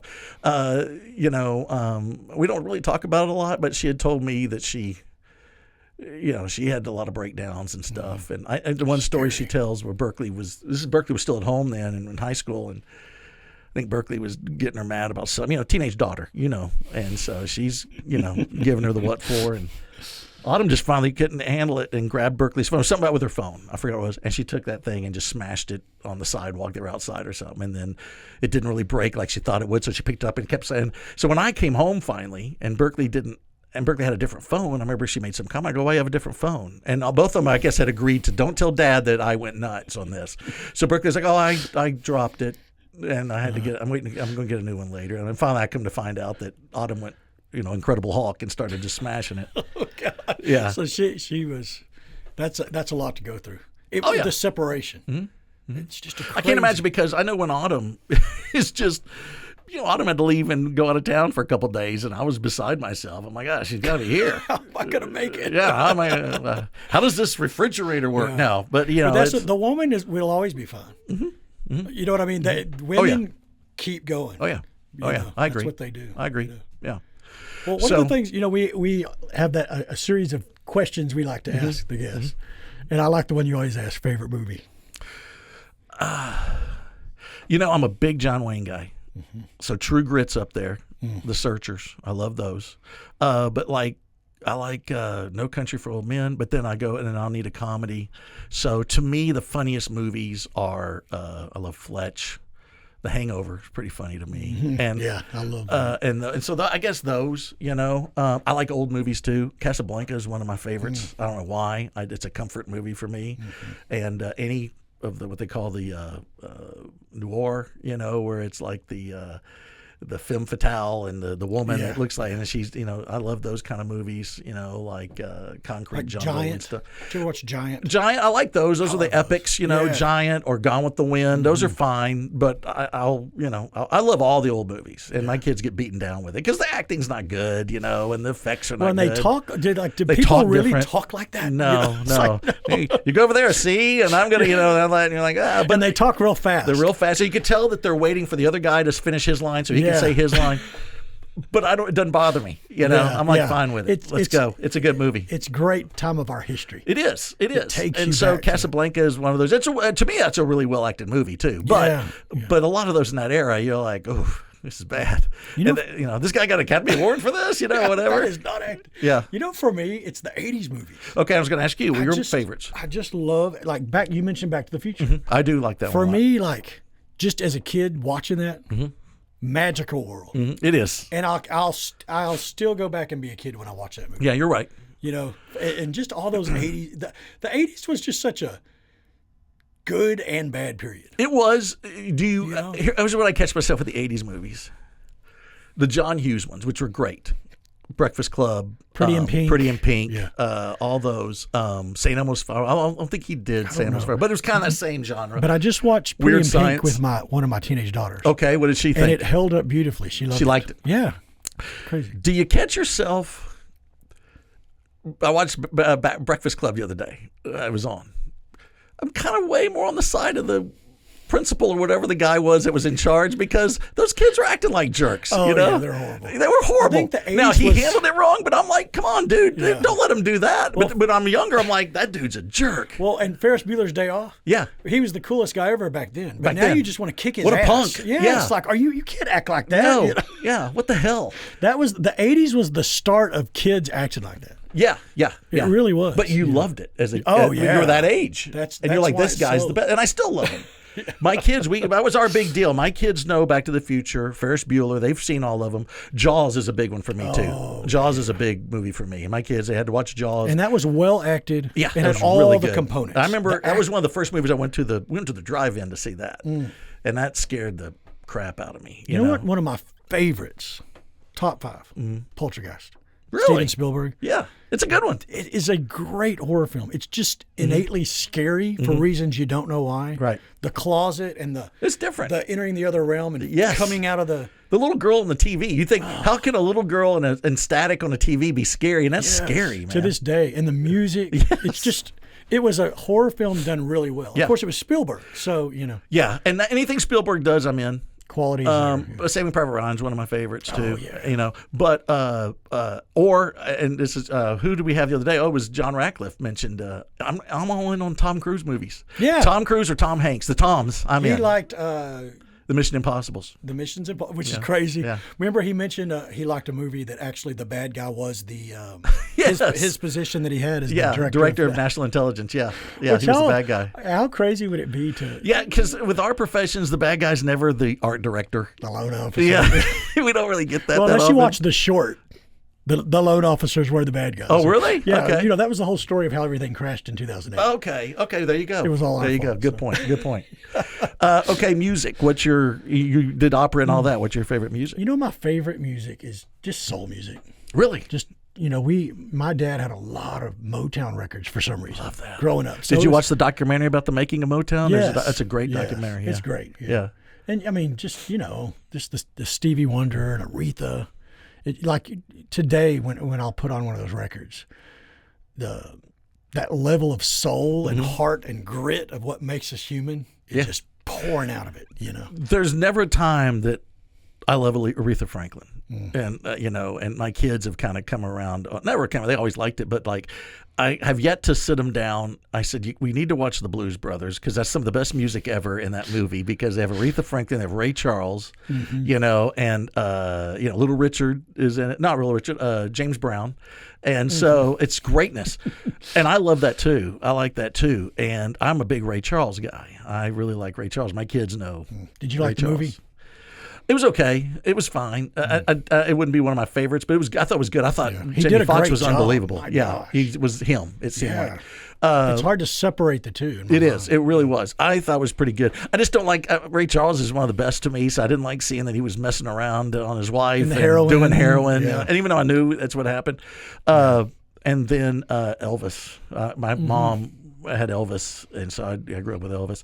And then just old country. My dad was a big country guy, and so it was. I'm talking Merle Haggard and all that. The 70s and even 80s country music. For me, the 80s and 90s country. Yeah. Nowadays, it's not even. I'm not liking it's this horrible. new country. No, I'm just not. I don't like it. One music genre that I just can't get behind is we just talked about our faith. I can't get behind Christian music, modern Christian music. It's hard for me. I have a theory about that. What's that? I feel like it's soulless, Yeah, it does which seem is that very way. ironic. Yeah. It's got what I just mentioned about Aretha or Yeah. Stevie. Yeah. That It's the grit opposite. and dirt Yeah. and just humanity. Yeah. Well, you Now- feel them when they're singing it. You do. You know, and I will say there are. with Aretha in them. Oh, like absolutely. It's almost like, and that's what that documentary It talks about. tears you up. They're singing about stuff they've gone through, and you're like, okay, I'm in. Yeah.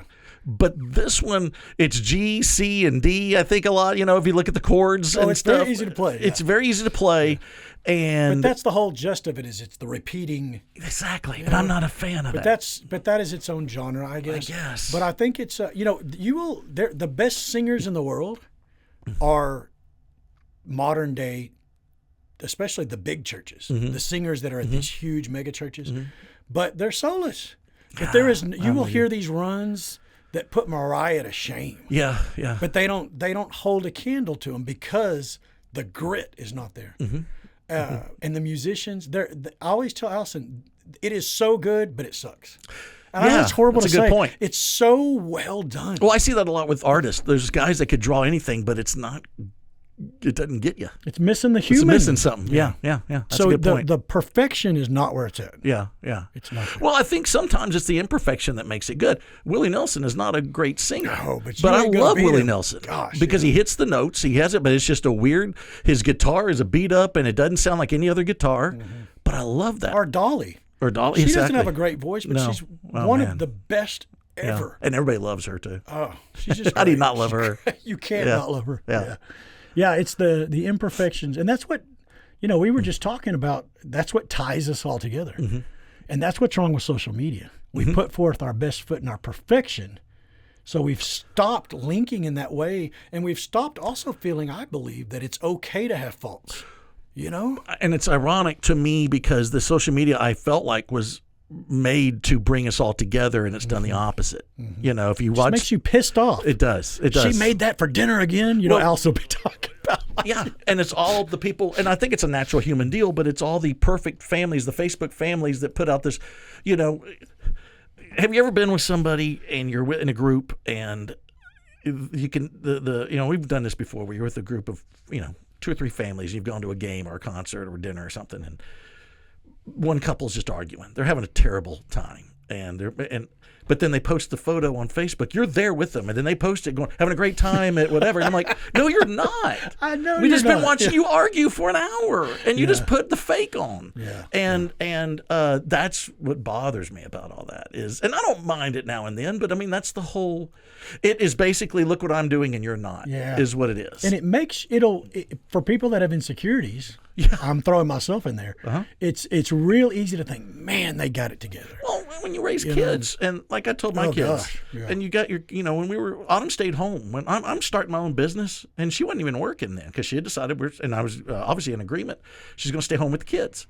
So one salary coming in, and I'm just starting a business, and we were struggling.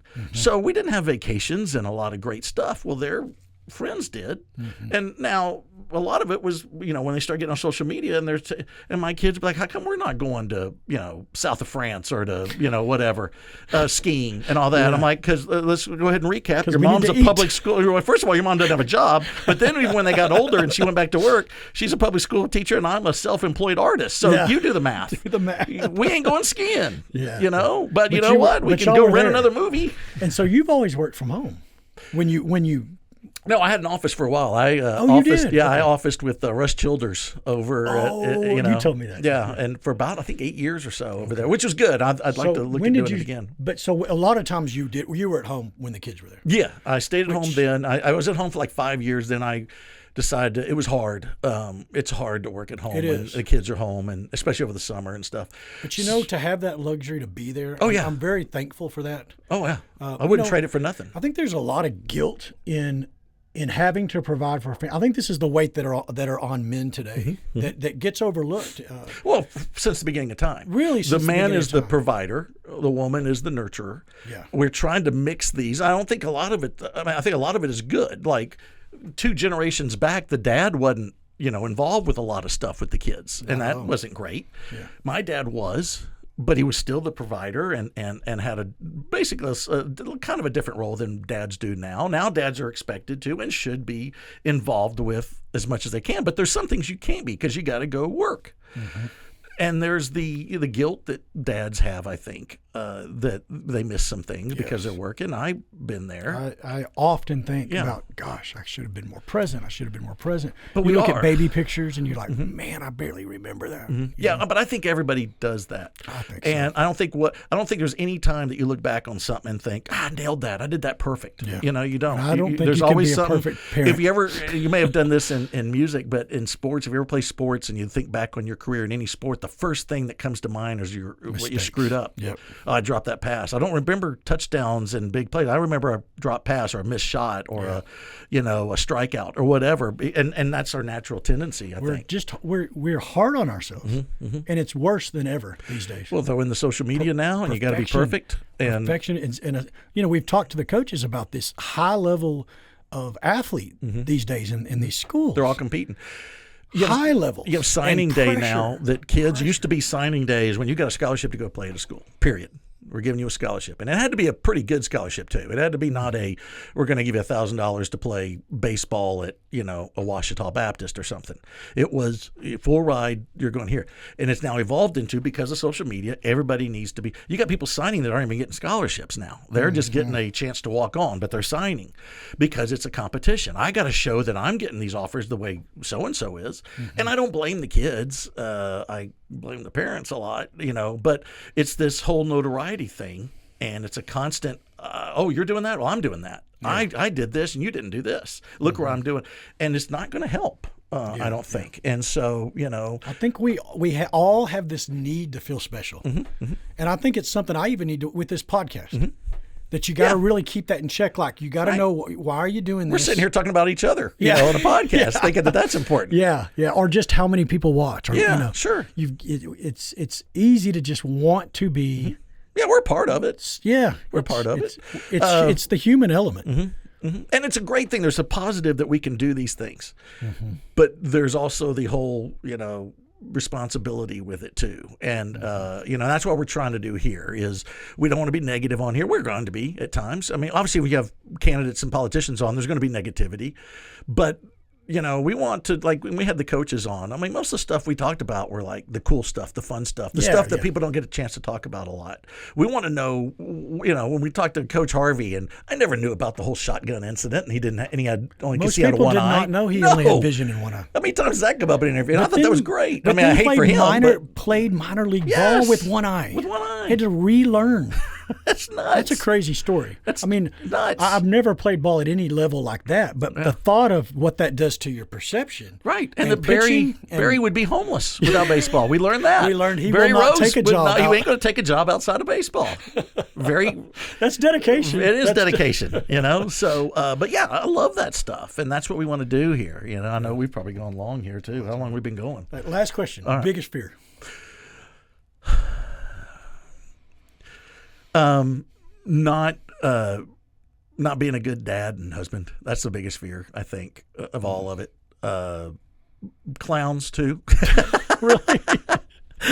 Let's go with not being a good husband and father and clowns. My brother-in-law is I hate clowns. I don't understand it. I don't understand why people want to do that. Why do you want to paint yourself and do these stupid things and put get away from me? And I've passed it on to my son. He doesn't like it.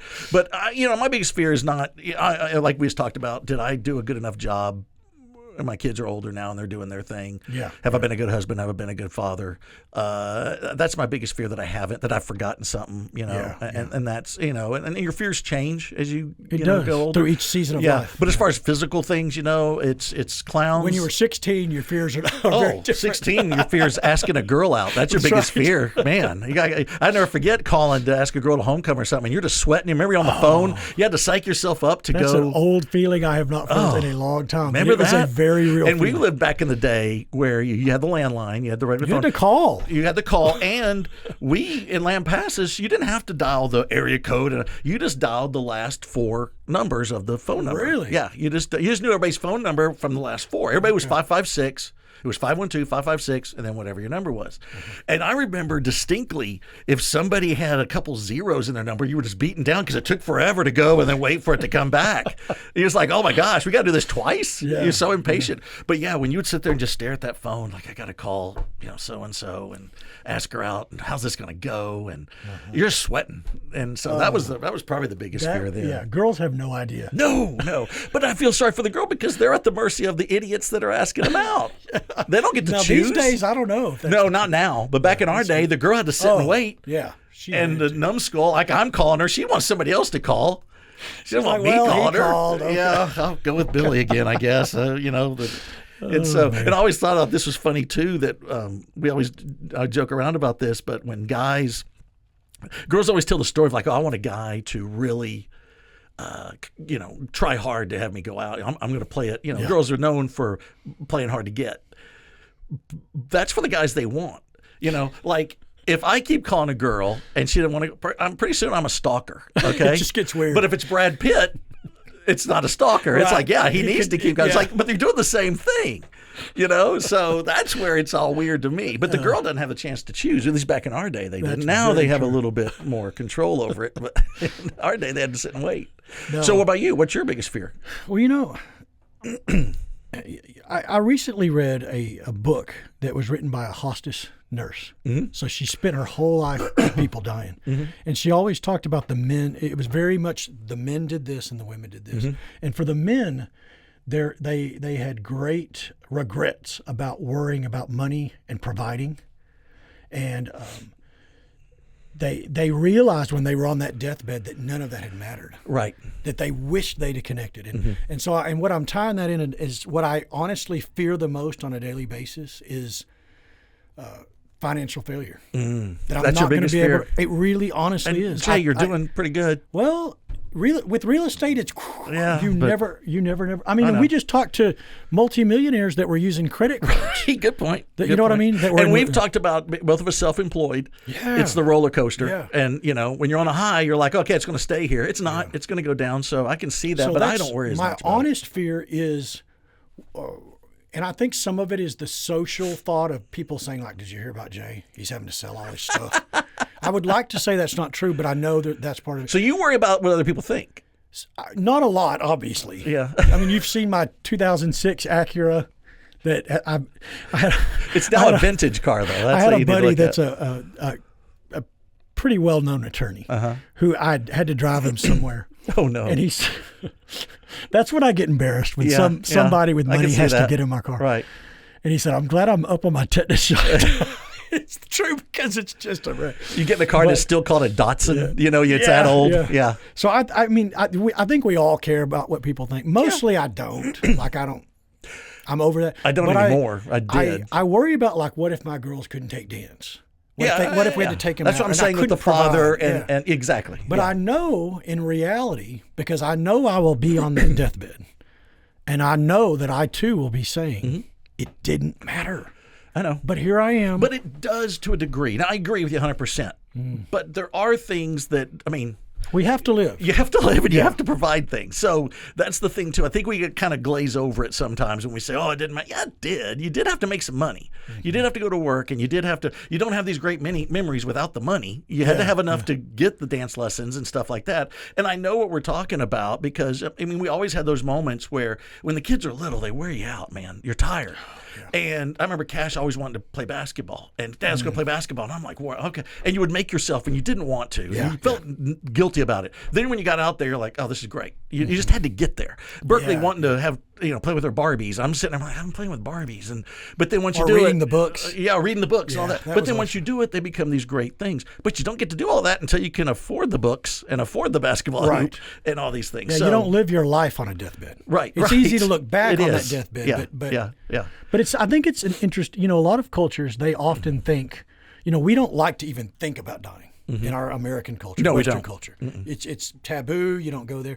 But lots of Eastern cultures will meditate on death, knowing that it's inevitable, and what does that mean for what I need to do now? Right. And I think that's what was so great about that book. It was written by That's like I said, interesting. by that hospice. What's it nurse. called? What's the title? You remember? I I'm can't putting you on remember. the spot. But if you Google "book on death" by hospice nurse, I can't remember. Maybe It's interesting. been And I do think you're right with it goes both ways with death. I catch myself. I don't want to talk about it. Although I did have my son, I'm going to say this, he's going to get mad at me.